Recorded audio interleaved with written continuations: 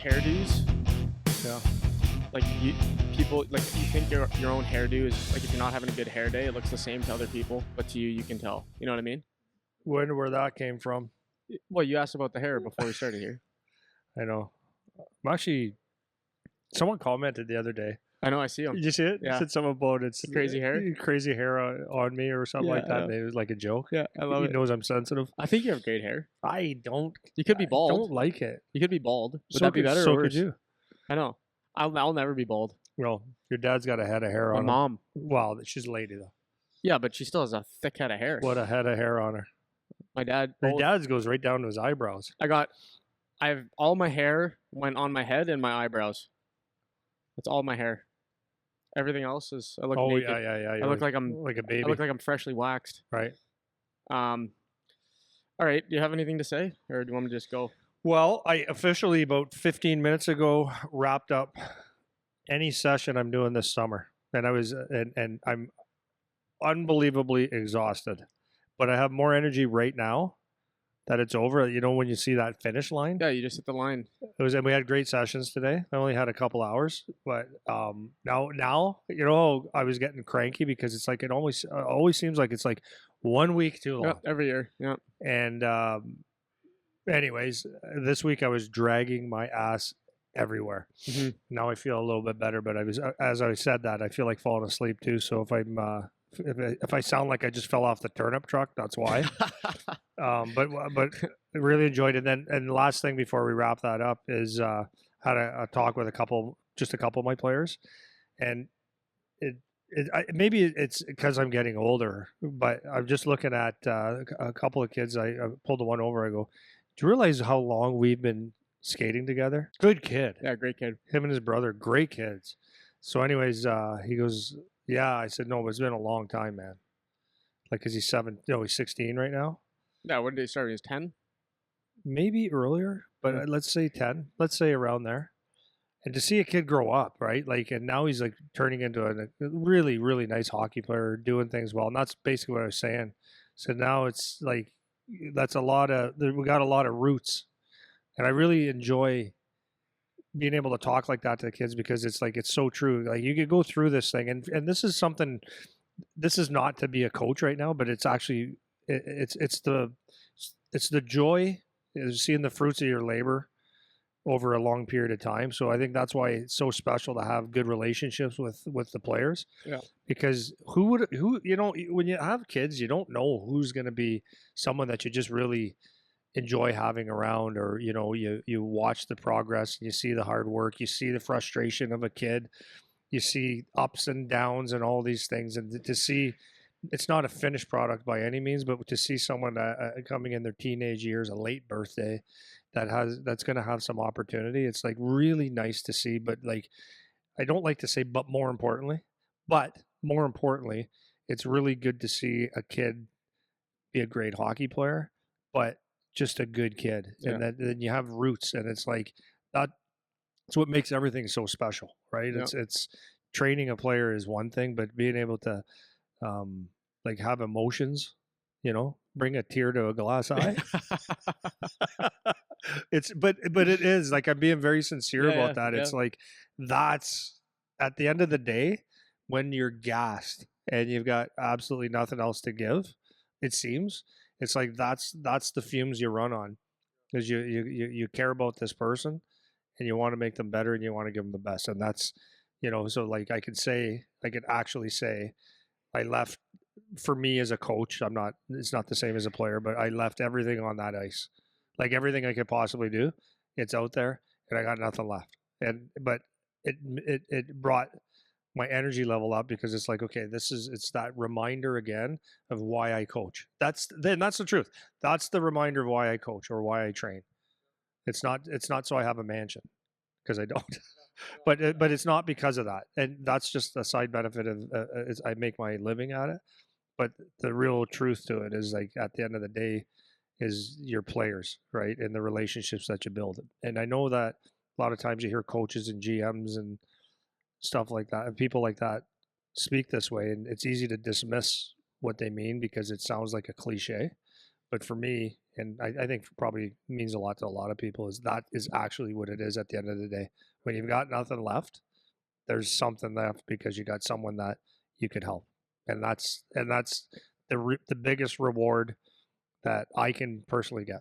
Yeah, I got kind of got the same feel, man. It's nice when you have a core group, kids that have been around for a while, that it's like they trust you. And they get You you. know, they get it, they understand, and it's that relationship part that you've built over years. Because the same thing with me. Like I was 7 when I started skating with you, right? And now I get to look, and I'm starting to see kids like from, I guess, really Charlie's age group, because that was like the first year of For you, for yeah. me when I really started Old doing this full fives. time, the 05s, and now I'm like, we're like kind of buddies, a lot of them, and it's nice because it's like you actually care about the kid. It's like you want them to do well, and then like you said, it's my favorite thing is just seeing. It's like, man, you're just a freaking good kid. Like I just like having you around. You know, Yeah. that's the best part And for the me. beautiful thing about it is that you do have not all the influence, but you have some.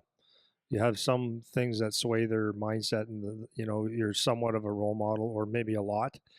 And that's the part that, as I'm thinking about this, it's like when I get a new kid out and that that they're only here for a one-off, it's just not the same. It's just hockey at that point. It's like because there's no relationship to build.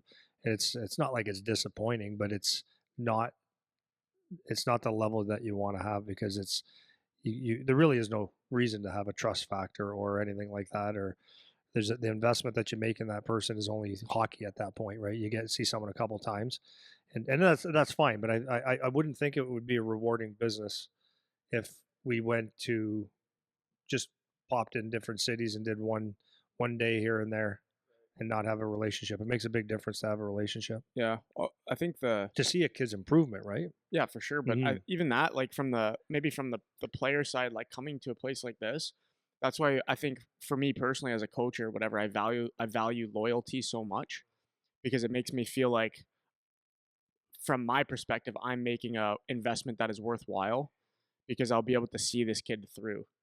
And when you get the kid that jumps around place to place, and there's a fine line, because I don't want to say don't go try, like, because you need other trainers and you need to see other things, and that stuff can be true. But from my perspective, I like the loyalty thing, because it makes me feel like the investment I'm making as a coach, because I do care so much, is actually worth it.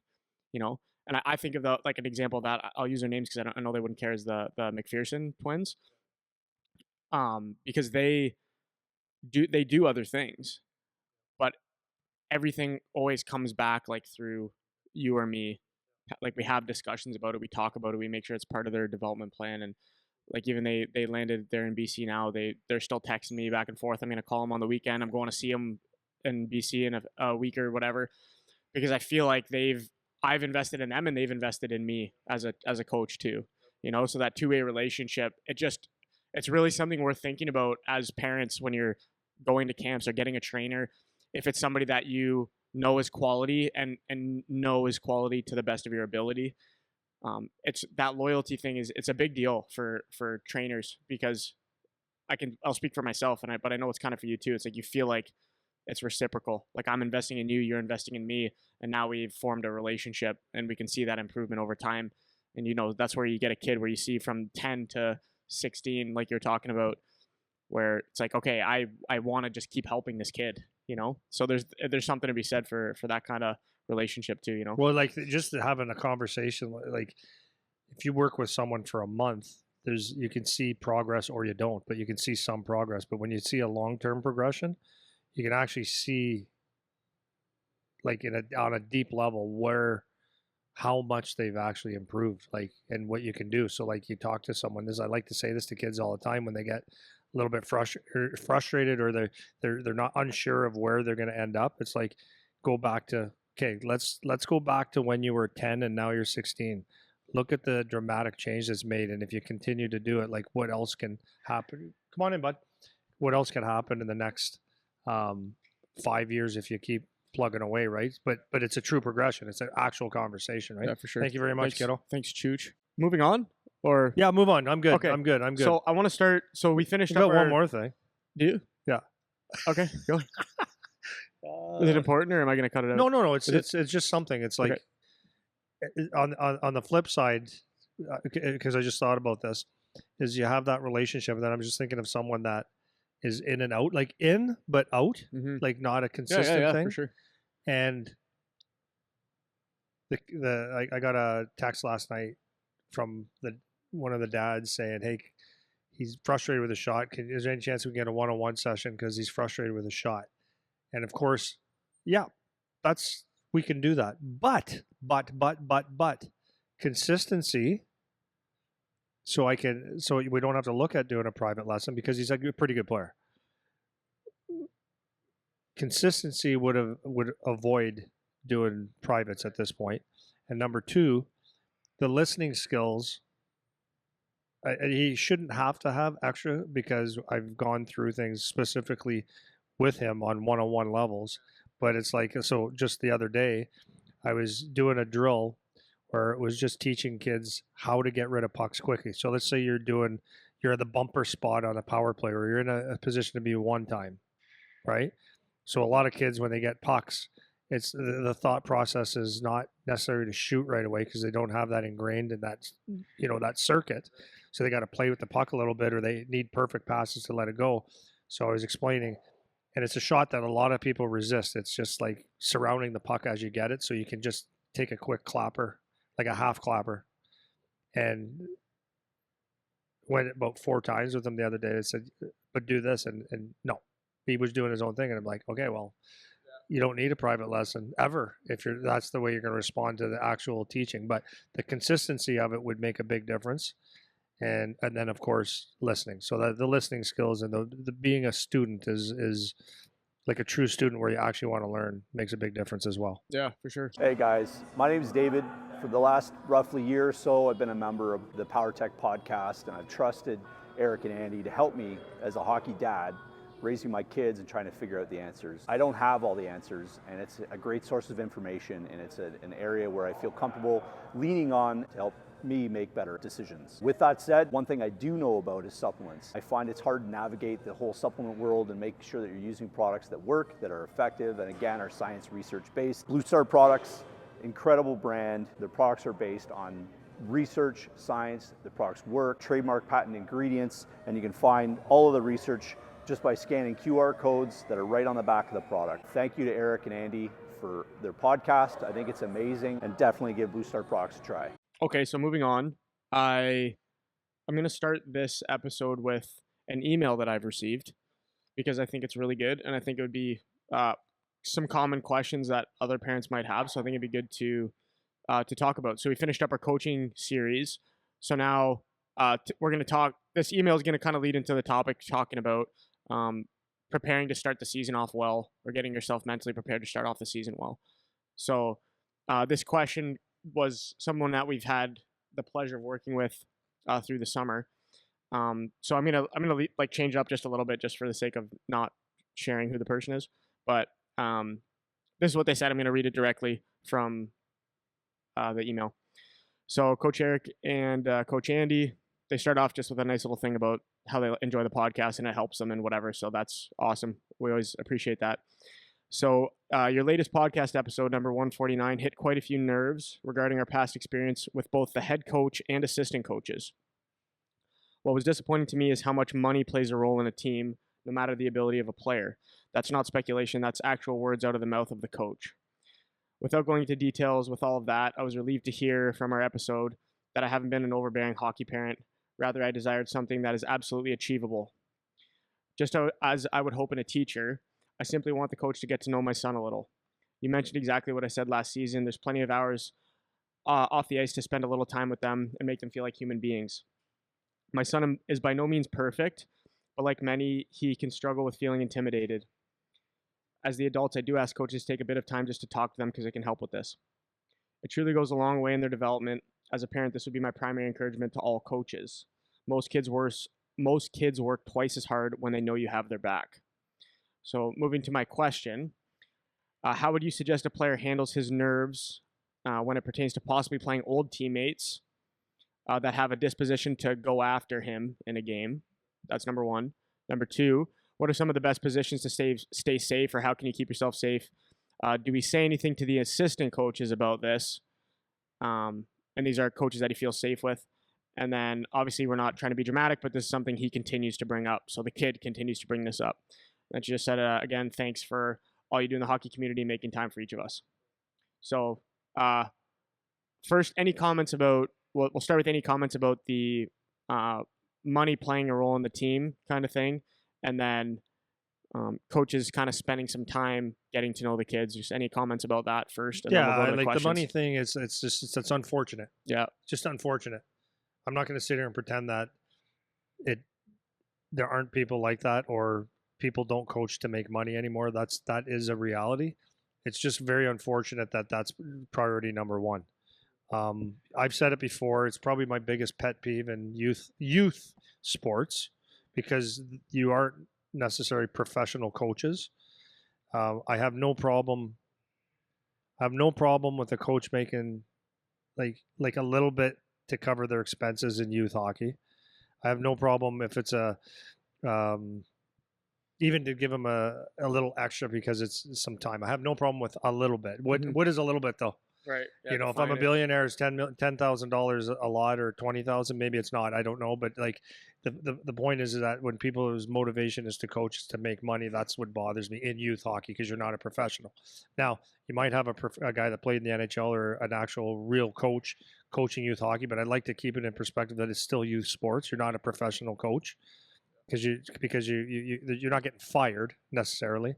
You just control things. I hate it, and I hate not anybody, but I hate the concept of, if you are running a team and you do camps, or if you have some other side business that you're taking the money from, where you can manipulate and control. I can't stand it. I can't stand it at all, because it takes away from, just to me, the integrity of it. And now there are teams where, because in Detroit, when I go coach there are these where, the teams are more or less funded by a couple people that have the means to do it, and it's a beautiful thing, actually. If that person is just saying, I can do it, here's the team thing. But it's when they use the money and the money part to control the team. Like, you don't actually own the team, but because you're my coach and I give you X amount of dollars and my kid's on the team, and you make sure you take care of my kid, I have zero tolerance for it. And I know most people would agree with me. And I also know that there's some people that are in that situation that listen to this and they go, yeah, okay, ass, don't talk like that, or don't, how do I say, you'd do the same thing if you had the opportunity and all that stuff. And I wouldn't, by the way. So I understand why they would do it, because it's free, like almost free money for people, but I can't stand that part in any way, shape, or form. I just wish that if people did the financial thing out of the goodness of their heart to help 15 kids or 16 kids to alleviate the pressure because they can, or it's a tax write-off or whatever it is, that's awesome. Like, it's a nice break for everybody. But I it's almost like, I take you out for lunch with the intentions of I get something back, right? No, I just buying you lunch, man. So that's what I think. I can't stand that. I can't stand it. But unfortunately, that's the way youth sports is going. And that side of the integrity seems to be going away. Yeah. So, long answer? Or? No, it's fine. What about kind of spending some time to get to know your players a little bit, particularly with younger age groups? Right? Well, it's everything. Yeah. It's everything. It's like, that's why you should be coaching, particularly at younger ages. It's not really the hockey. Like anytime, like today, I made it because it was the last one for our younger group, like one of my younger groups, and I made it more fun. Like, just not a whole lot of teaching, just kind of things that we did, and I just put it in a blender, and they had a whole bunch of reps, high pace, and all that stuff, and they loved it because I'm not talking to them. And then I did like a small area game that I never do with these kids, and they loved it. It's not about the hockey. It's about making, like, I'm talking young. It's about having fun. So and like this person said, it's like the kid just wants the coach. He wants approval by the coach, right? Any kid does. They want approval. And if you're the coach, you're a very influential person in their life. And if you don't give them the time of day, or if it's just about the hockey, then it's like, I think you blew it, man. I think you blew it. So it's just not that hard either, like, in my opinion. And I understand you can make the argument that it is about the hockey because I'm the coach and that's the way I want it to be. It's about the hockey, and I don't want to be distracted by mom and dad and all that shit. Don't want to get too attached, but I mean, they're kids. They're kids, and relationships are everything. Relationships.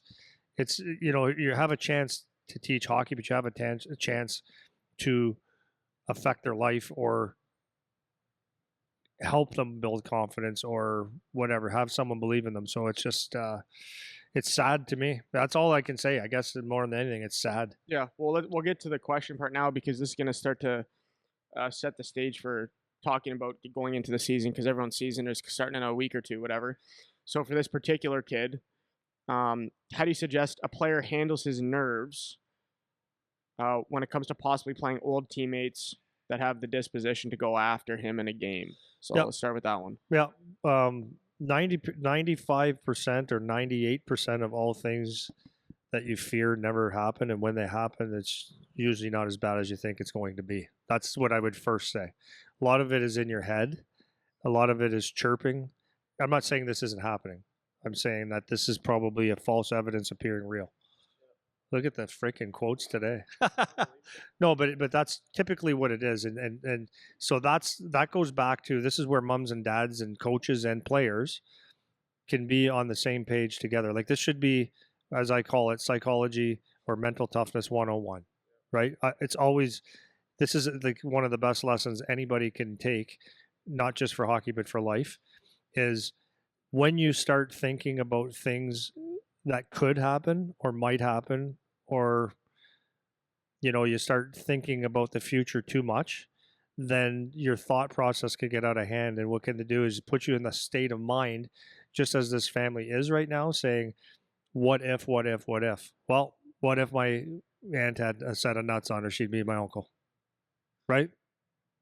You can what if it to death. So number one is, my first thing is control what you can control. Be in the present. Don't worry about what could happen, because it could and it might not. So if you spend your time focused on that's they're going to be out to get you. First of all, I know this boy, and if you can catch him, good luck. By the way, that's number one. Kid can wheel. He's a very good hockey player. So that's number one. So I don't want to say his name, but you're better than probably most of these guys anyway. So I wouldn't worry about it. But the main thing is to focus on what you can control on, and worrying about or getting anxiety, because that's basically what it is, over what may happen because of what a couple kids said is I can promise you it's a waste of your time.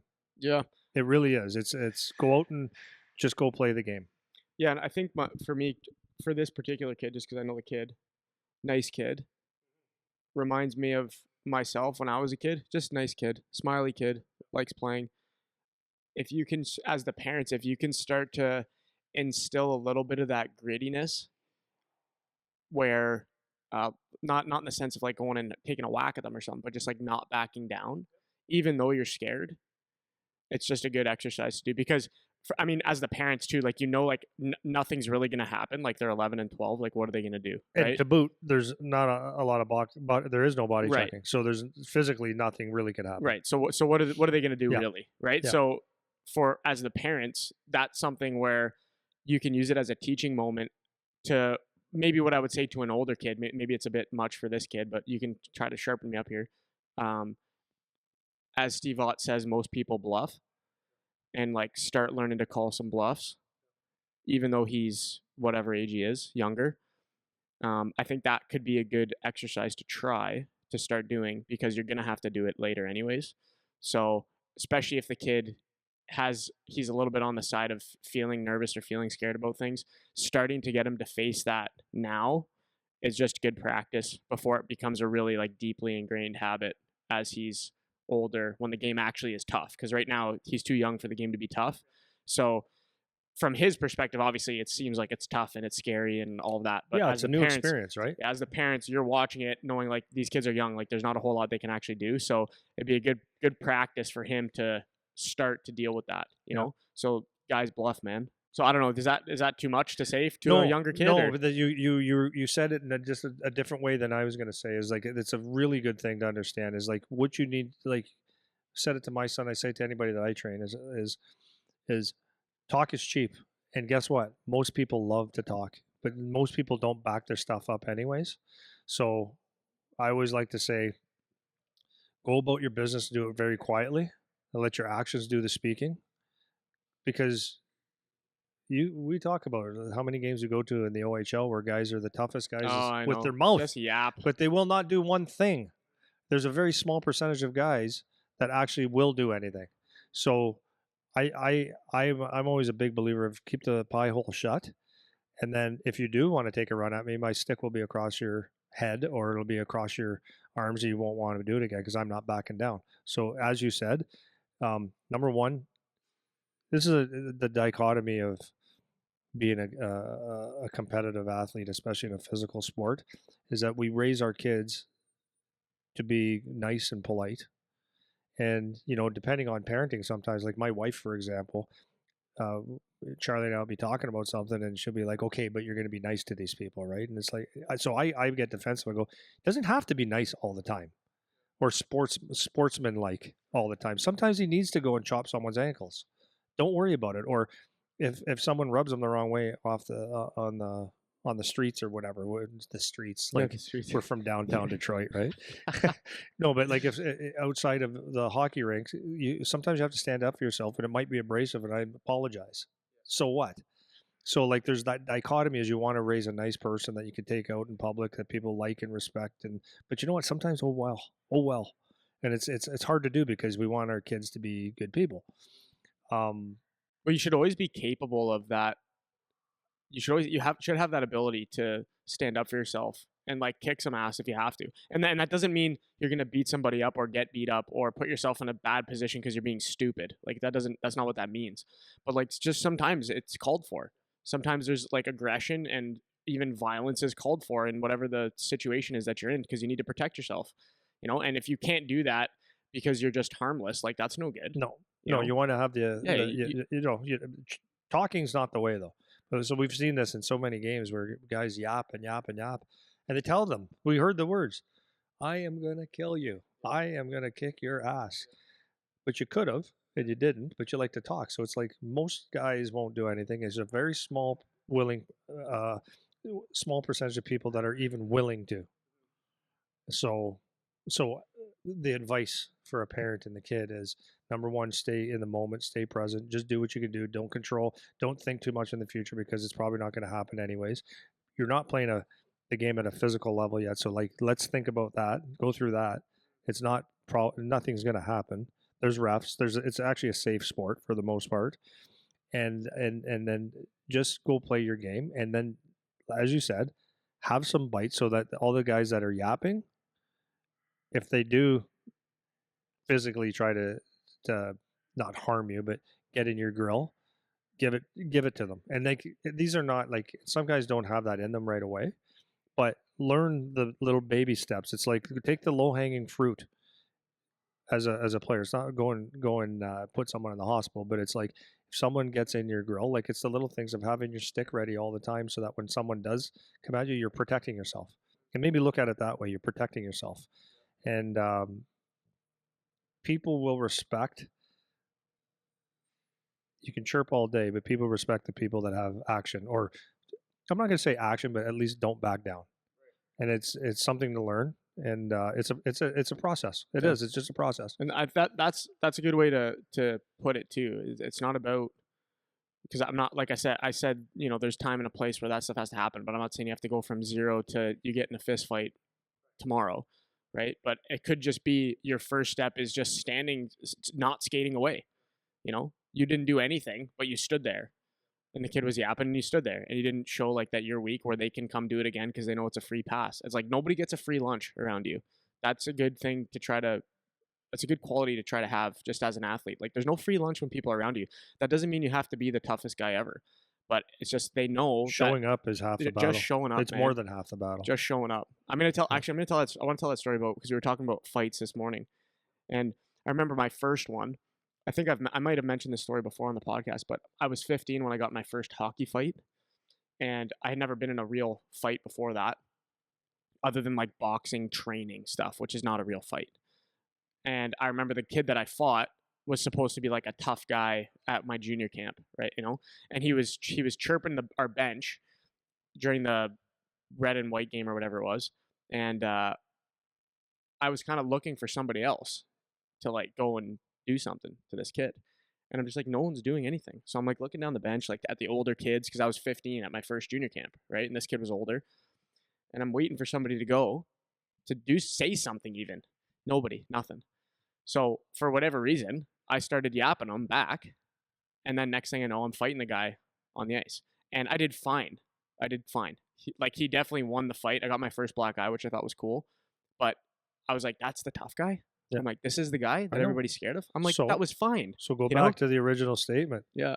98% of the things you think are going to happen don't, and when they do, they're not as bad as they're never as bad as you thought it would be. Yeah. And it's just that willingness to stand in there. Like that's what I realized that day, like after that fight. I was like, just being there, you'll beat 90% of the guys just standing in there, and if we bring that down to a lesser scale, it doesn't have to be a fight, but it's just like, say something for yourself. You got something to say it, stand in there, give the guy a little shot, and you might get one back and it might hurt, and it is what it is, but you'll be okay. Like, that you're going to be okay. Yeah. Yeah. People make it, like, even just with hitting in hockey, a lot of people they actually instill, told you, turnip truck, instill fear in their kids because they make it bigger than what it actually is. It's just a hit. It's not a big deal. So anyways, the other thing I was going to say about that is, like, the talking part is talk is so cheap. And isn't it something, like, when you watch, for me, I always back off and I go, like, this can bite you, man. It's going to eventually, is when I love UFC. I love it so much. For various reasons, but what I don't understand, and I understand the entertainment purpose of it, but when people chirp on how they're gonna knock someone out, like Conor McGregor, for example, every fight he's gonna predict the knockout, blah blah blah. But when you get your ass handed to you in that fight, talk meant nothing. It meant nothing. Like, that's what I loved George St. Pierre as a fighter. Because guys would just try to just get him, and he would sit there professional and he said, I'm not a good chirper anyways. But the bottom line was, if you're going to knock me out, you'll knock me out. But I'm not going to say a word because it's just embarrassing. Yeah. Well, I think Khabib was like that too. He didn't say a whole lot, and he would just ground and for pound sure. you. Like, he'd just say, I'll just smash you. Yeah, I'll just smash your face. No three problem. words. Yeah. I will smash you. Yeah. 3 words. 4 letters. 4. Right? Yeah. So that's great. I think I don't know if that is necessarily what you thought you were going to get in terms of advice on this, but hopefully it's something useful. That just it's the last probably part, I think it's honest though. It is honest, because that's the honest advice. The thing is that I would never want to be less than honest about something like that, because we're dealing with a kid, and because we've all been there. I don't care who you are, unless you're not human.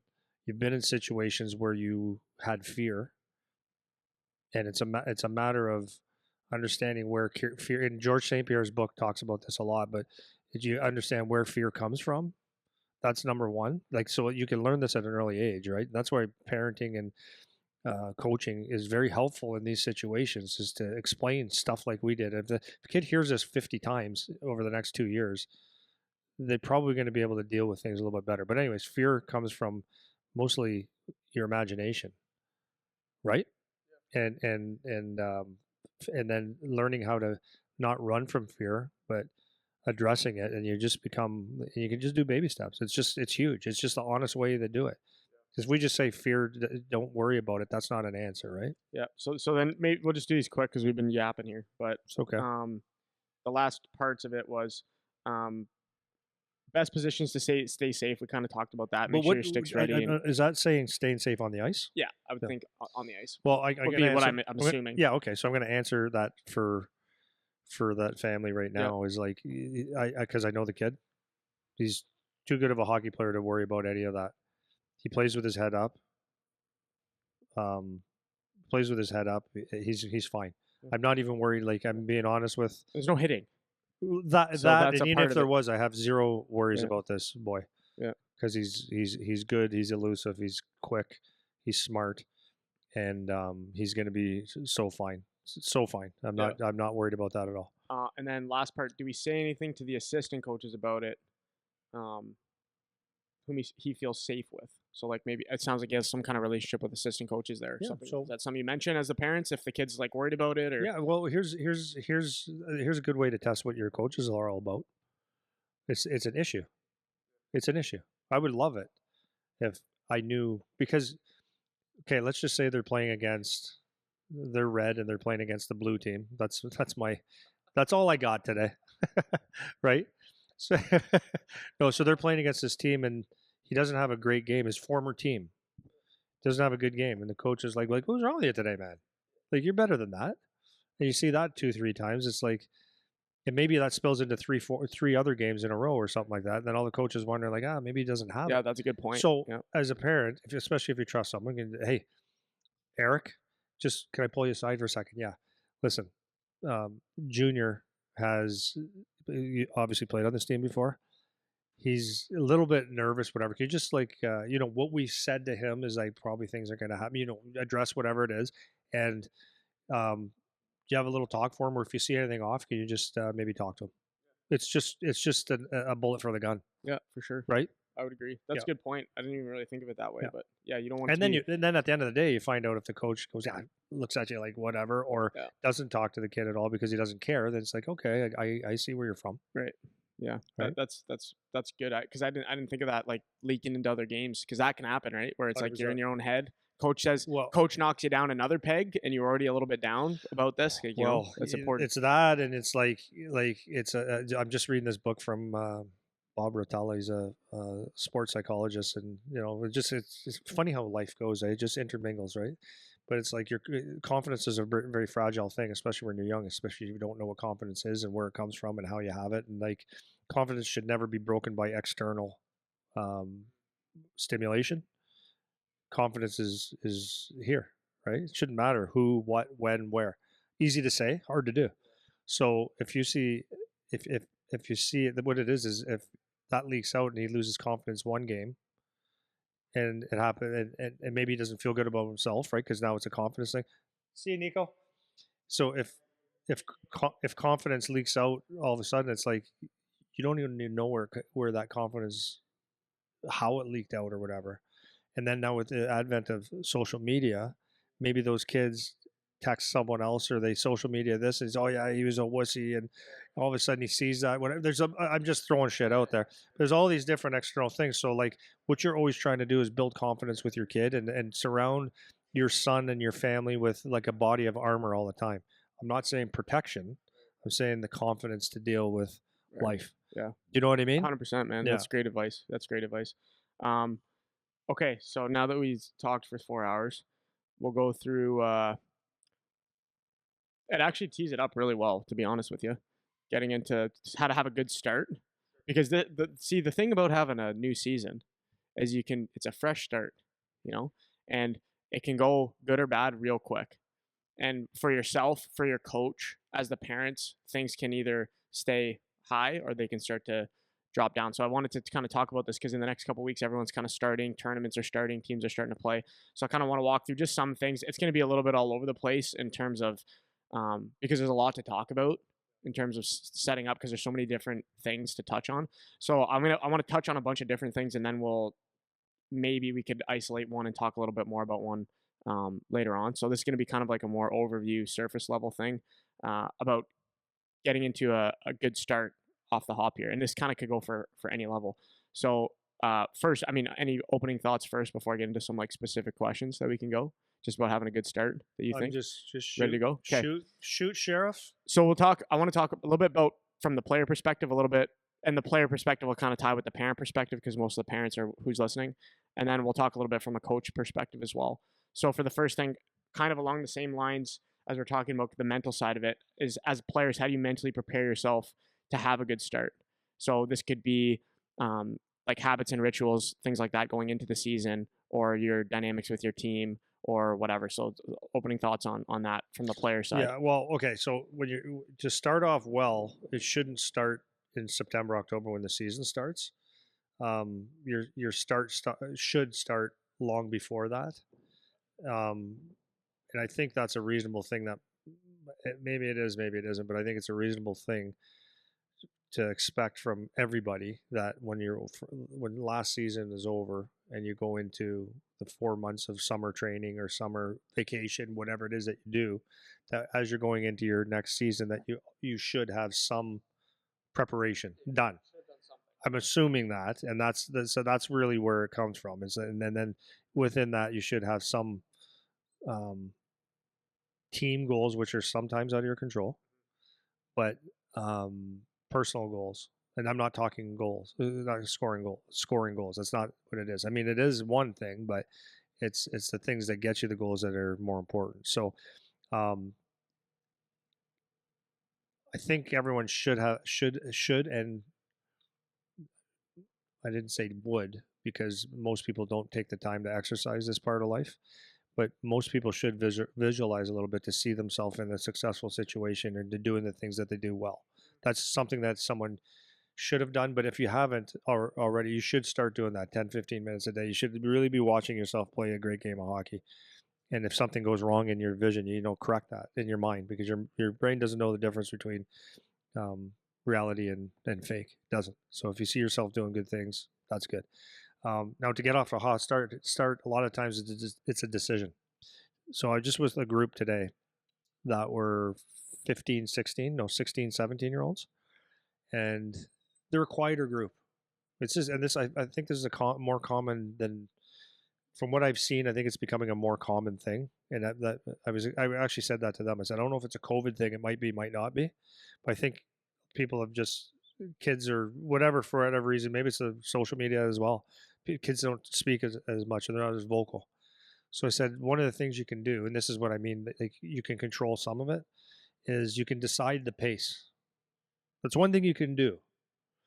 So I was telling them, like, even from a leadership point of view, I said, if you're not a talker, you don't like to speak and chirp on the ice like to with your teammates, I'm open, stuff like that.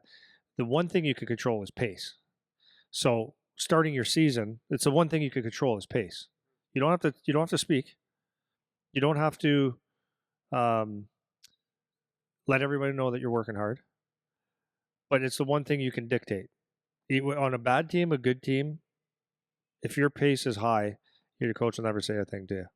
So that's one thing you can do is understand that I'm going to have a pace, and that pace starts with a decision, right? So you decide that you're going to have a good start, and then from there, from your personal goals, is identify. Once again, we do this probably 16 times an episode. Is identify as best as you can what are your primary things that make you a good hockey player that can say I had a good game. Scoring a goal does not make you a good hockey player, right? So what are those things? So if you're like a power forward, I like to use that because Buckshot over there is a power forward. But like if you don't go to the paint and go to the net in the offensive zone and you complain about not getting points, that's one of your reasons. If you don't finish your hits, that's one of your reasons. If you don't have good defensive awareness, get clean exits and entries, right? If you don't pace in the neutral, anyways, if you don't shoot the puck ever, you can't score. So, anyways, it's those habits, those 4 or 5 habits, or 3 habits that you need to identify. I do this, this, and this. I can probably ensure that I have a good game. If I back check hard, if I back check harder than everything. So, number 1 is the decision. Number 2, it's the pace. Number 3 is have those 3, 4 things that I know what they are, and then do them every day. Yep. That will start your season off well. Yeah. A couple things. One would be you talked about preparation kind of before the season starts. So you should have been doing something. I just want to point out, because we talk a lot about, especially the younger you go, the more it's like get away from hockey a bit in the summertime. But like if you love to play and you want to, we're assuming we're talking to kids that want to move on in hockey, like it's always there. Like there's always a little bit of focus on hockey, right? So even though you're playing baseball or you're in another sport or you're on vacation or whatever, there should be something there about hockey. Otherwise you just don't love hockey, and that's fine. But like if you love it, we're assuming that's who we're talking to. So that's number 1. And then number 2, you talked about visualizing.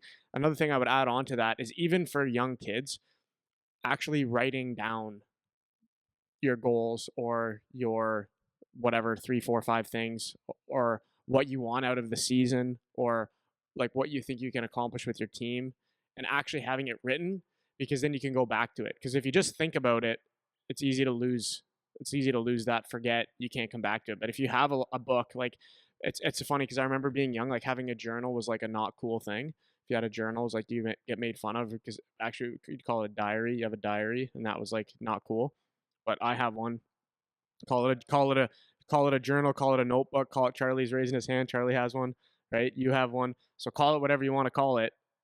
Something where you can keep track of your thoughts a little bit and what's going on in your life, and tracking a method of tracking what's happening.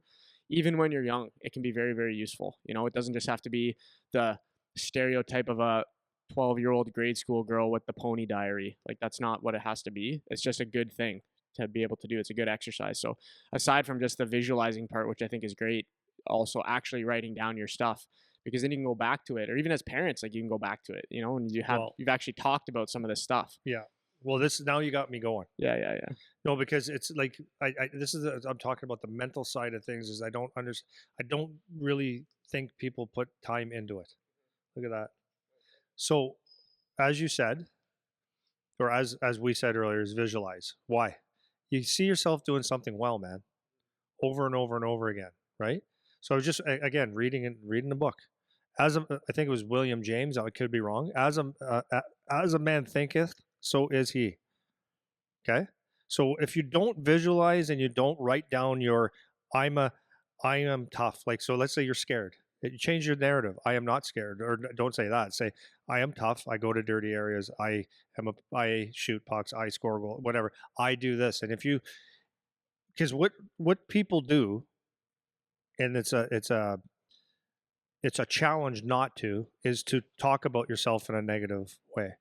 It's so easy for me over the last few weeks to say, I am just exhausted. Oh, me too, man. As a man thinketh, so is he. Yeah. Guess what I was? Exhausted. And in my head, I had to say, but but this is what you do. And I had to talk myself out of it, because the default is to beat the shit out of yourself, right? When you miss a net, you could shoot 5 pucks and say, I'm going to hit the crossbar 5 times like in practice. Or no, let's say in practice, you're trying to score goals. You could hit 5, or you score 5, miss 1, you go, I can't score. My shot sucks. That's where we go. So it's actually not a joke. It's actually, the younger you do this, the more you do this, the more beneficial it is, because as a man thinketh, so is he. So instead of, there's tactics to do this, right? Like when you don't do something well, instead of beating yourself up, you can say, I'm going to get that one back. That puts you in a positive frame. I'm not a psychologist, but I'm just saying this is the truth.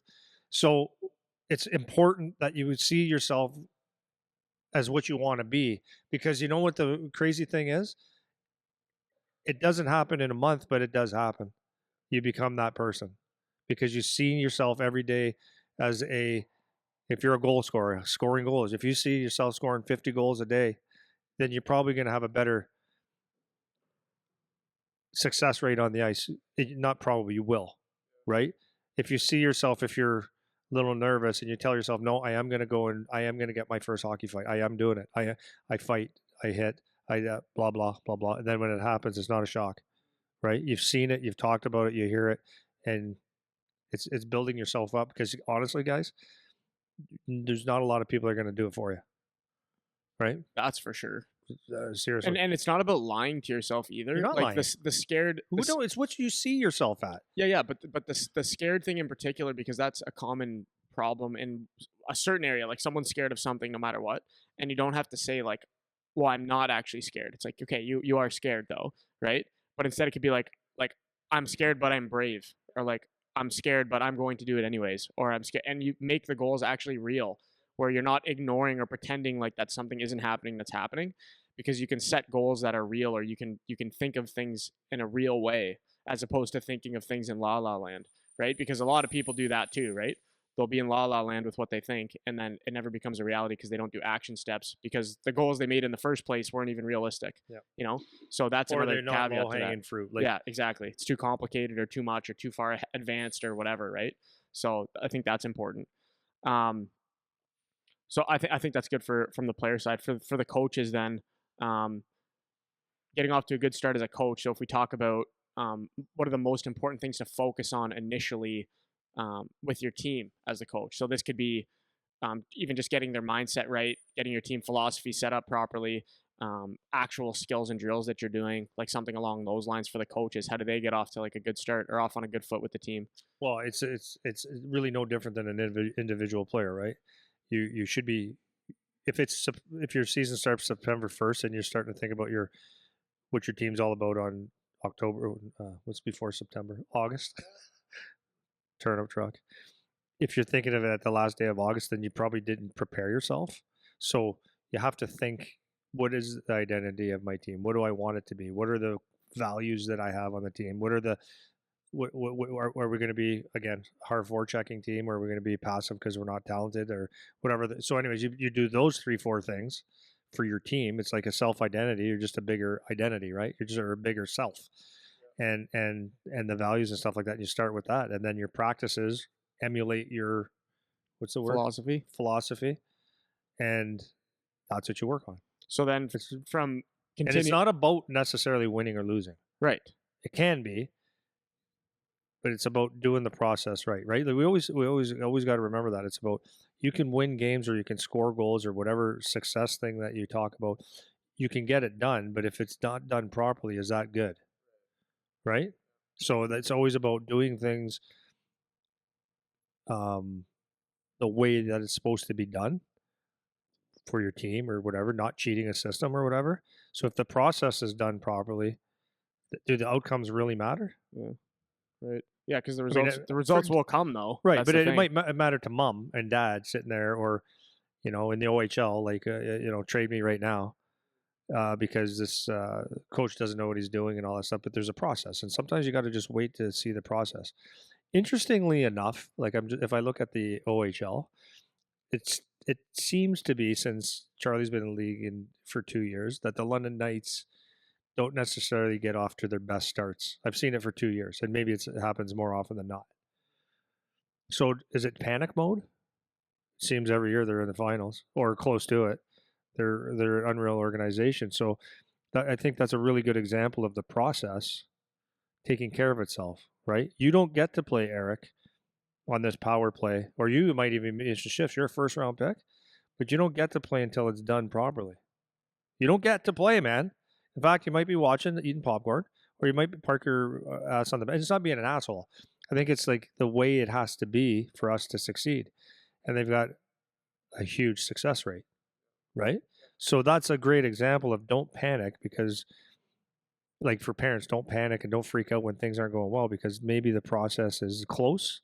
Maybe it's not even close, but would you rather have, at the end of the day, okay, I would say from a parent, a coach, or a player's point of view, it's all the same. Would you rather win today or win the season this year and not play the right way and do things the right way, and then have to start the next season off and learn the right way again? Like, I'd rather take my lumps doing it the right way and losing, rather than winning just because. Right. Does that make sense? Yeah, for sure. And I think that's the way you get long-term success, right? Because you can cheat it in the short term, but over time. Yeah. So I think that's why I think especially in youth hockey, and I would say OHL too, like NHL, there's a process, but if you're fired if you don't win, but unless there's an understanding that there's a year or two of development. But I would just say in youth hockey, I think that needs, I'm not saying don't win, but I'm saying the process is more important than the wins and losses. Yeah, for sure. Especially younger. The younger you are, the more that's true. So then if we stay on that thread, like you talk about the London Knights as an organization, how do you think, or what do you think about like the concept of building like team chemistry? Because I think this is a kind of interesting point to make, because this isn't something we've really talked about much. How do you make, like, as a coach, how do you make sure that your team is gelling? Like, that's a commonly used term. Had a text the other day when one of our comments saying that I got a kid on my team that he's actually pretty good, but he does not listen. He's disruptive, and he's basically a pain in the ass and a nightmare. Is that what he used? He said, what would you do? And I said, get off my team. I don't want it. because if you ever want chemistry that with that guy there will not be any. I'll take someone that can replace this kid, no problem. Chemistry is, I mean, it comes down to your philosophy again. If you're a coach that just hopes there's chemistry, then there probably won't be, because you're so loosey goosey or aloof. Is that a word? Yeah. So it does come from the top down, and if you have good, like that's why I love Guelph Storm so much. I mean, George is old school, but he has principles and expectations, and and a lot of times people will say, well, it's a little much, man. But is it though? Is it? Because and then the kids sort it out, but it's like it comes from the top down. I really believe that. Okay, but then what about, so let's say top down, coach is doing a good job from the player side, and then because of that, maybe from the parent side, because when the kids are younger, especially, I find it always stems from the top. So I'm not saying that that's not true. That's definitely true, because teams that have a lot of conflict, normally the coach is a goof or like an idiot or something like that. So normally when there's a good coach, the team gets along pretty well. But putting that aside, from the player perspective, how to, even with Charlie, like there's a natural bond that happens with teammates where like everyone's kind of buddies. There can be like little pocket clicks and whatever if you have a more dysfunctional team. But what do you think about, from the team perspective, away from the rink, off the ice, trying to develop team chemistry that way? So that would be like making sure you're hanging out with guys on the team and that kind of stuff. I'm not sold that has to happen. It's better if it does. But like, okay, let's say we live in Toronto, we're playing for the Toronto Marlies. How can we hang out? You might live an hour and a half away. We probably don't go to the same school. So it's like that's a very tough thing to do. So I think it's important to be, while you're together, have good chemistry and do things together, and teaching the principles, like there's the goal scorer is not make him the best person, and the guy that gets 1 point and is contributing to the team is not a less person, or they're not less important to the team or anything. So the chemistry has to be teaching everybody, even though it's a hard concept to understand, that everyone has a role and it's important, right? The leadership about making sure that we're accepting like everybody on your team for what they are, like everyone's got something. But that again, it's a coach thing, comes down from the top down. So you can always organize as a team things that you can do as a team so that you get to know each other, like events. Like I'm trying to think of something, and I should have about 1,000, but just things where it might be a pickleball freaking tournament, Yeah, man, yeah. where you're mixing up not best friends. Yeah, the team builder type stuff. Right. Yeah. Right. Yeah. I think that's all I can think of right now. Well, I want to make that point the same as you, because I kind of was thinking the same thing. Like I'm not convinced either that those things have to happen, because like when you're at hockey practice, when you're doing that stuff, you are hanging out. And that's the thing about a team sport. It is very social by nature anyways. So it's like, do you need to add more on top of that? Like maybe you do, maybe you don't. Maybe some is good, maybe some isn't. But I've played on teams where we've done the team builders and nobody likes each other. And I've been on teams where all we did was practice and did bus trips and we were super tight. I mean, it's easier when you're in junior because you're together so much. But one thing, yeah. Sorry, one thing that is, it's kind of sounds soft, but I like this. I did an exercise with this with a group of people one time, and it was about you have to. I gotta say something about you that I see in you. So smart, not the handsomest guy. A couple of things where other people go, oh, okay. So it's number one, makes you vulnerable, and number two, it's like maybe you didn't see in yourself what I saw in you, and then, like, you do that 16 times. It's like it's something. It's something. That's a good exercise. I like that a lot. I had to use a crayon when I did mine. A crayon? Yeah. Come on. That's so funny. Yeah, the team chemistry thing is interesting to me, because I mean, we go back to that segment we talked about, the team builder stuff, and like I said, I'm not convinced that that's necessary, because the hockey time is hangout time. So I mean, when you're younger, it's because moms want to throw the kid a birthday party and invite the team and all this, because I remember that kind of stuff happening when I was a kid, and that's all fine. But I don't know how serious it needs to be. Yeah, and the other side is like sometimes it's out of your control. because like from the like NHL, OHL level, there's a certain amount of control that you can have because you can draft and invite and sign players that you do your homework and they have good character. If you sign someone that doesn't have good character and you just sign them for the hockey talent, that's on you. And that's sometimes that happens, right? You're just such a good hockey player. Who cares? But if you want the culture and you want the room to be good and team chemistry, then finding people with high character is priority number one. Good hockey players with high character. Who wouldn't want that, right? Now, when you're coaching youth hockey, maybe you're limited to maybe you're limited to that or the research. You can't go do background checks on everybody for 3 hours to make sure that they're good people. And if they're 11, how bad they can be. But you'll find out, I guess. But the goal is, if you want good chemistry, the best thing is to find good people, because people can have a little bit of tolerance and stuff. I want to skip ahead one to talk about fitness and nutrition stuff, because this is what I like to talk about. So I think everybody kind of knows roughly that fitness nutrition stuff is important. For the younger you go, the less. The older, the more important it is. But at any age, I think it's important that you start to set up just good routines in general. And I think that is probably, to me, that would probably be my biggest thing to share, to have like a good start and then to maintain your performance through the season, is having solid routines, whether it's a pregame routine, a weekly routine, a daily routine, a morning routine, whatever routine you want to call it. And that's with your like fitness, with your food, with your sleep, hydration, like all of those things. I think that's one of the most important things that you should be doing to set yourself up for success. Now, the younger you are, it's more on the parents to do that, because you kind of have to enforce the routines. And again, it's like, how serious do we need to be when they're young?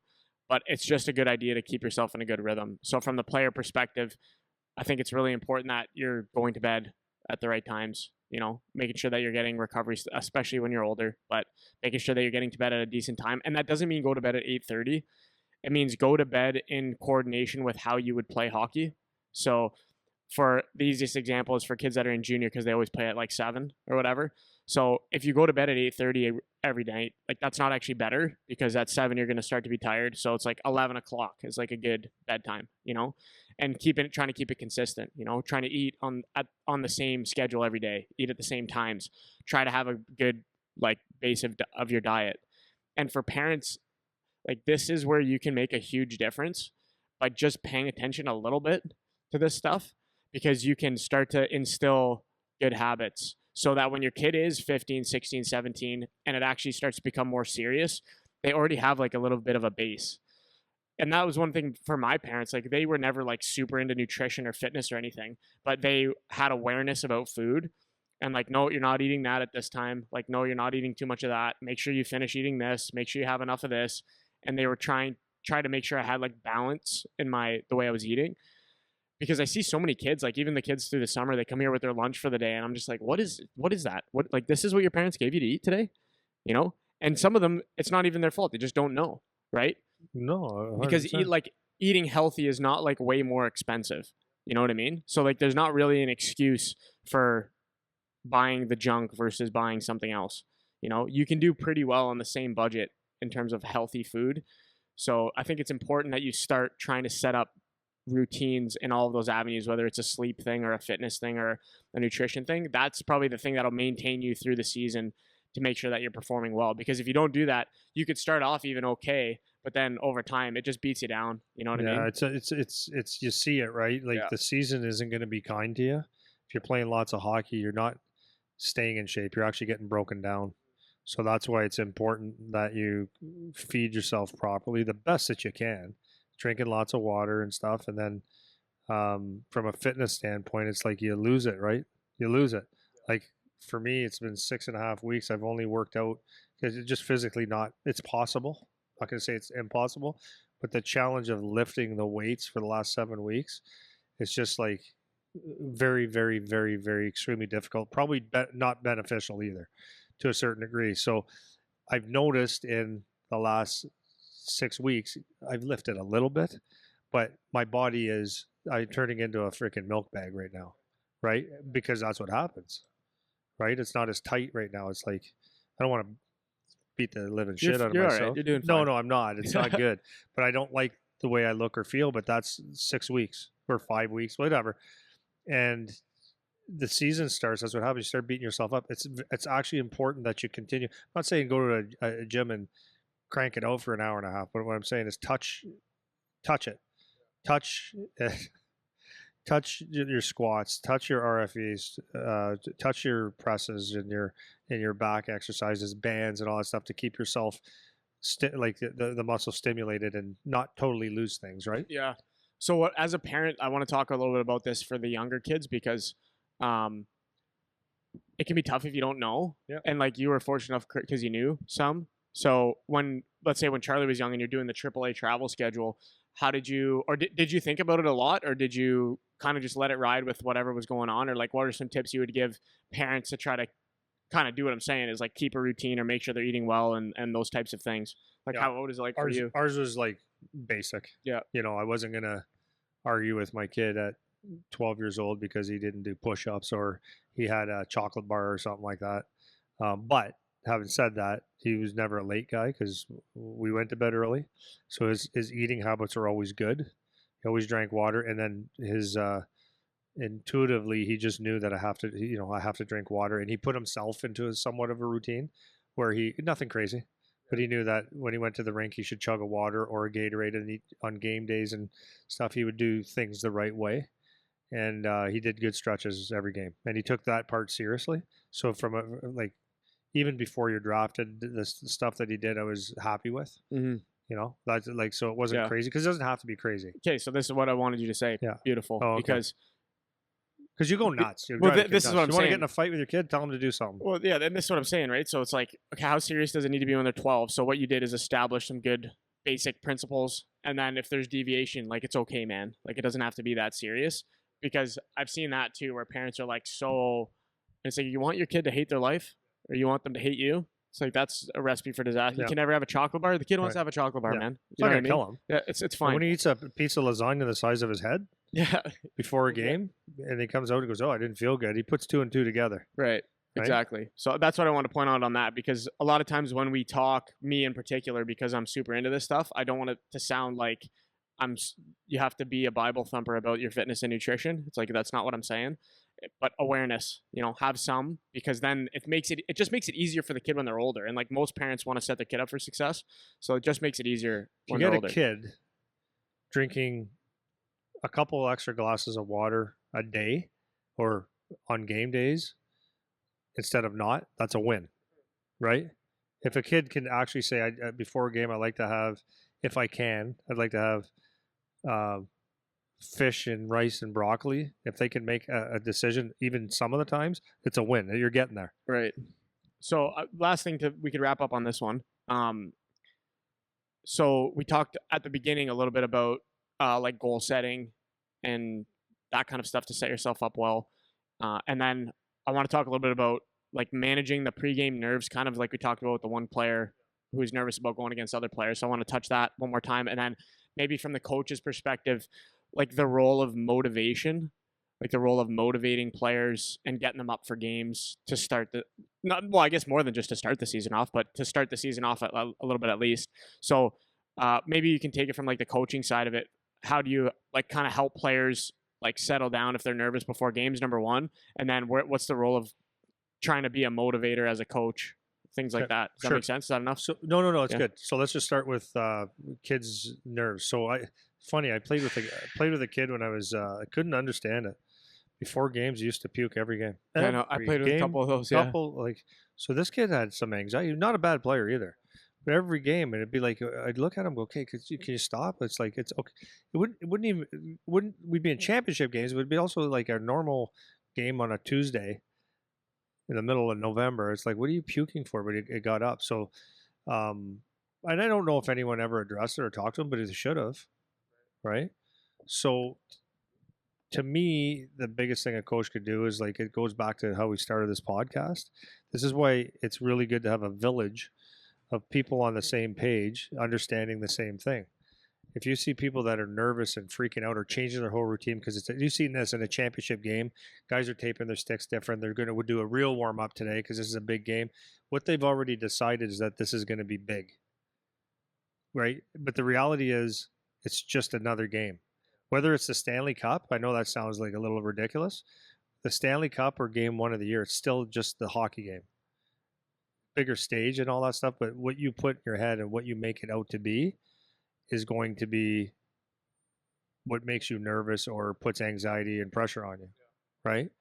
So the sooner that everybody, mom, dad, and player understand that it's just another game, the anxiety or the nerves can go away. Yeah, it can be mitigated. If you understand that there's a guy on the other team, like a real, like let's say in junior, there's a guy that's just a goon, and he's going out there to try to do goon stuff. It's like if you think about that all day, you will be nervous, right? It's the fighter that knows that he's looking at the schedule 3 days down the road that he goes, okay, I'm gonna have to tangle this guy. It's like, of course he can't sleep. That's what you're thinking about. So coaches that's what I would always say is stay present. Learn how to like read a book about staying present. Read a book about um, staying in the moment and controlling what you can control. Because at the end of the day, that's all it is. Did we practice hard? Have you practiced, like as an individual, have you practiced hard? Can you shoot a puck? Can you skate? Do you understand my systems? Okay. All right. You now go do what you can control. And you can't control it 5 minutes before the game or 2 seconds before the game. When you control it is when you're actually playing. So it's teaching the kids as a coach to stay in the moment. And I would spend time on that with kids, right? Just spend time on that. It's very, very important because and I don't mean to beat a dead horse, but I want people to really understand that is like, okay, how do I do it though? Here's simple exercise. Let's think about something earlier in the day, how you felt, whatever it was earlier in the day. Let's dwell on it. Let's just beat that. Like, does it matter anymore? What can you do about it? Like, what can you do about, let's say you, I'm trying to think of something here. Give me something. Well, I would do it a different way. I would talk about more the being in the moment thing. Like the easiest thing for me is like doing the breath exercise, like doing the breath work game.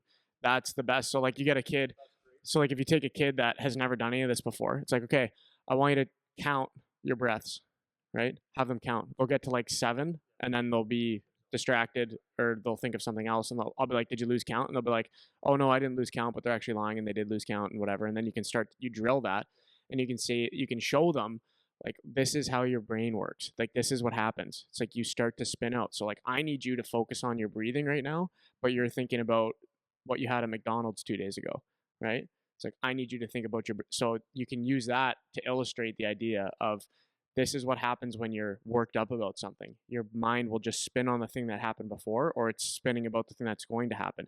But what you need to do right now is play hockey. What you need to do right now is go out for this shift and focus on getting the puck and doing that. And so now you have something to relate it to. It's like they've felt what it feels like, because so that's kind of the way that I would do okay, that. So that's awesome. So where I was going with that is basically the same, but I wanted to show, like, I wanted to give an example of nothing you could do about it. So like you used McDonald's, went to McDonald's. Okay. So let's use that example. So if I'm trying to teach a kid, like, okay, so give me something that you did today that you wish you didn't do or you thought about. Okay. I went to McDonald's and I shouldn't have. I don't feel that good. Okay. So want to talk about it more? Do you want to beat that up? Like, you're an idiot. I shouldn't have done that. Or I don't know if I'm going to have the best game because I went to McDonald's and I had this. And it's like, the point is you can't do anything about it now. That's done. You made that mistake, or even if you did something really good today, like, it's like, okay, but that's done. It's over with. Like, understanding that no matter what you do, that is done. There's nothing you can do about it. So, and then thinking about something after the game or whatever, any moment of life, you think of it after, is like, but it's not there yet. Can't do anything, right? You scored 3 goals last game. It's good to remember, but it's over. This is now. So the breathing is absolutely the best thing you can do, because it teaches you, like, actually when you're breathing, um, if you're actually, once you get into the thing, there's actually nothing else you can think about. you think about your breath, and it's like so calming and so good. But that's being in the moment. It's amazing. And anyways, that's what I would do. It's like if find some examples of to the kids so they actually understand. Oh yeah, I really can't do anything, right? So if my broken stick, my good stick is broken. Like you can dwell on that, but it's like okay, but now you have to use this one. So like dwell on that, or what are we gonna do? What can you do right now? Well, I can use this stick. Okay, then use it. Right. That's Yeah. it. Yeah. For That's sure. all. That's a problem solver right there. It's a really, really good exercise, Yeah. man. Really good thing to Yeah. run through when it comes to the nerves and anxiety type stuff. And you can do it about anything, about a hockey game, Yeah. about a school Yeah. speech, about whatever. Well, like in practice, just like one more thing. If in practice, let's say simple example of you've missed 3 passes or you have missed the net 4 or 5 times, and you're like beating yourself up. It's like that's the anxiety piece. So what can you do? As you said, you can go to the side and just take 2 seconds and just breathe it. Breathe it. I'm going to hit the net, or see it, visualize you hit the net. That's something you can do at that time to fix it, or dwell on you missed the net. Yeah, and it's a skill you got to drill like anything Oh yeah, else. it's Like not it's easy. hard, man. Not easy. Like it's simple, but it's not easy at all. Okay, last thing, maybe talk a little bit about the role of motivation from the coaching side, or even the parent side, or even the player side. I guess motivating yourself or staying motivated. To start off the season, sure, but to keep it going as well. Where do you see like that kind of thing playing in as a coach? Because for me, like motivation doesn't really have a huge. It doesn't in the motivation in the sense of where like you feel really motivated. Like that doesn't have a huge role for me personally in my life anymore. And I feel like as a coach or even as a trainer when I'm in here, like I'm not a rah motivator. Like when I get fired up talking, like I'm sure if people listening to the podcast, they've heard me get on a tear where I'm like real fired up about something. But I'm not like a yell and scream and dig into the depths of my soul to make people feel motivated. Like that's just not really a thing that I have. I can use stories a little bit to be motivating. And I think it's more useful at the younger ages because it's easy to get young kids feeling fired up. Because I remember getting that motivated feeling before games and stuff, and I think it can be a useful tool. So what do you think about that from the coaching side, from the parent side, or even for players like motivating themselves? Kind of thing? I don't know if it's like it's good if you can have the ability to tell a story or to dig something up to bring people back to reality, and if it's called motivation, that's great. But I'm not convinced that being a good coach is being a good motivator. And I don't want to think that I wouldn't want every coach to think that they should be.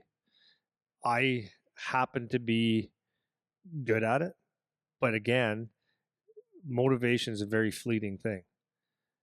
If you need someone else to motivate you, then you're not motivated. And motivated is it might get you moving short term. It changes your emotions a bit, but it's more along the lines you need to be driven, or you can use the word motivation, but it needs to come from yourself. So I think the onus is on like so what a coach, how if he's not motivated, or if you don't believe motivation works, or if you can do the rah but it's still not working, or it does but whatever. I think the most important thing is that you have a like the philosophy and the standards and the systems or whatever, the way that you're going to play, and then a good motivator would be like the reward system of good job, like especially when they're young, good job, that's right, and when things are clicking right, because motivating someone when they've done something, made a mistake, that's not motivation. You're not motivating them, right? So I think it's just hard for a coach to have the onus on him to be a motivator, but you could always tell an inspiring story, or you could always bring something like, but some guys can't do it, man. Yeah, but I think for me, it's more of instead of using motivation, use like purpose, right? Use a purpose because that's a way more effective driver than just being motivated for a few minutes because you told a story. So if you can do that, that's a bonus. Like that's great on top of it. But I think if you can play into a kid's psyche of what they want, where like if a kid says, I want to play in the NHL or I want our team to be the best, or I want whatever the purpose is that you've figured out because you're a good coach and you've talked to the kids and you've done all those things we always talk about, then I don't believe you need to be like that. Like I think for me, especially with guys that are in the gym, like I always say like my spiel to them is never rah. It's always just like, listen, you said you want this. If you want this and this and this and this is what I recommend you do. If you don't do it, you won't get that thing that you said. and now it's up to you. Like that's kind of what I Motivating say. gets very tiresome Yeah. too, Right. because what happens is, Like as a player, you mean? Like hearing the no, motivating I'm thing? saying as a coach, Mm. because it's my nature, right? To find good and to like, this is good, and like it's my nature. It's I can do it very well. But then you see guys that you're giving way more than they even want to listen to. They maybe you don't even know they're listening to, right? So it's like agreed with you 1,000%. It's there was a good word that you use is purpose, because if, or what I always say, dream obstacle, dream bigger than the obstacle, then you have motivation. So you got to find as a coach, and it is your job to find out, if you want the best of them, to find out the dream, to find out what makes them tick, and that's your leverage. Yeah, and the other part too that I want to relay to coaches, because I've said this before. I remember this about coaches too. Is players call bullshit. So when you're trying to be rah motivator guy, and it's like you're fat and out of shape, or you're lazy, or you're always late, or you smell like cigarettes, or you whatever the thing is that is your vice that clearly we can see that you don't look to be that motivated, sir. It's not that hard to read as a kid. It's hard. So your motivating story might work for a little bit, but I remember being like 12 and looking at my coach that was giving me a rah speech, just like shut up, Yeah. And maybe I didn't think Well, shut if up it's when I not was 12, if it's but not authentic either, it doesn't seem authentic, I right? I read a really good thing one time, and I used it with a team once, and it was 212. You know what 212 is? You're an engineer, man. 212 is the temperature which water boils, 212 degrees Oh, Fahrenheit. Sorry. Yeah, Fahrenheit. I got you. My Yeah. bad. So at the point of boiling, once it starts to boil, water or steam has incredible power, and that power has enough power to push a freaking train or a boat, right? And once it gets going, it's like, wow, look at, like, it's unbelievable power coming from water. But if you don't get it to 212 and you keep it at 211, nothing happens. So you can see where I'm going with this. It's like, for me, I have the ability with kids or players or you to say, you're operating at 211, and just that little more, one more degree, and you are pushing a train or whatever. And it's like getting people to believe that and understand. It's like, oh, okay, 212. So I use it as a theme. We'd be on the bench and I'm like, we're at about 210 here, guys. And they would be like, okay, 212, 212. Like, they're kids. And they loved it. They loved it. And then I had someone else. Then someone else said, that my wife used to say, you tell them the story about 212. It just doesn't work for no reason. But anyways, then I've seen someone else do it, and it's like, 212. You want the kids to get at 212 degrees, and you're sitting here at about 47. You've got about 190 degrees to go before it even makes sense. And this is my point. Yeah. This is exactly my point. So it's got to right? be natural, though. Like, Yes. for me, that stuff moves me. It's like, yeah, okay, if I push that a little bit harder, I'm going to go. But it's in my fiber, right? Yeah. So And so that's my caution, because I'm not saying that every coach you have to have a shredded six pack and you're the most motivating guy. That's not what I'm saying. I'm saying just you have to be genuine. So if you're trying to play the motivator card and you don't look like, or you don't behave like, or however you want to spin it, like you actually are doing the things that you're saying, the kids will read it quick, man. It happens quick. Even when they're young, they won't be able to express it. They won't be able to say the words.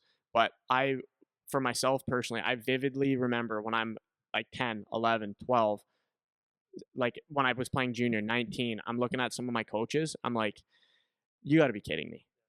You actually are you being serious? I remember thinking it. So just be careful with the motivation thing, because a lot of coaches, they can try to hide behind the rah I'm a motivator guy, and it just doesn't work because it's exactly that reason. It's inauthentic. Yeah. So but this is where family comes in, because kids don't know the difference.